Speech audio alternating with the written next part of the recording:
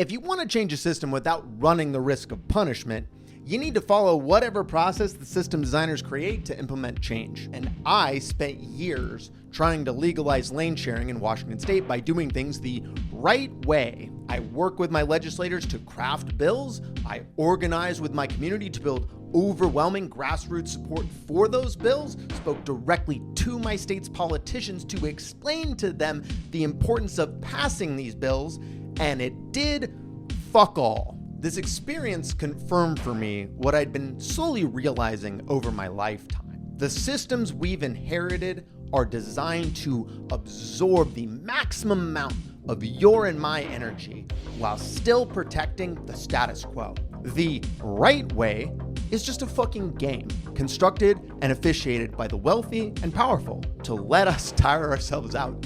After that lane sharing bill failed 2 years ago, I decided I was going to take the Anarchist Calisthenics approach to solving this problem. Prior to all of this, I was lane sharing in low-speed traffic and stoplights illegally because I wanted to be able to speak to that experience with my legislators. But if they weren't going to listen and work with me and the other members of the motorcycle riding community here to pass demonstrably safe lane filtering legislation, I was done holding back.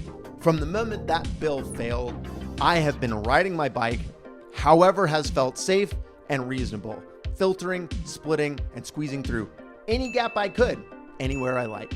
And I'm not the only one. I've noticed in the last couple years that lots of riders are starting to do this, and that has the effect of normalizing the practice, acclimating people to seeing it, and de facto legalizing it. In 2015, the conversations I was having about lane sharing with coworkers who were driving in the same traffic I was, but in cars, was a lot of, wow, isn't that really dangerous? But in 2025, the conversations are more like, oh wow, that's illegal?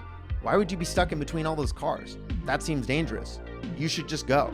Watch out for fucking Teslas. And if I just happen to run across a cop while I'm splitting, I don't stop.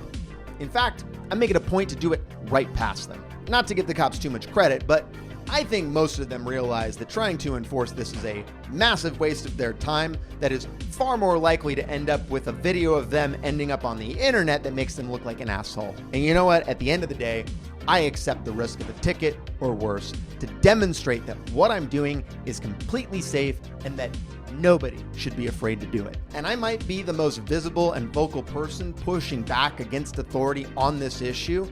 I didn't make this happen myself. The Washington State motorcycle rider community is what did this. This experience taught a lot of motorcycle riders that we never needed their permission in the first place.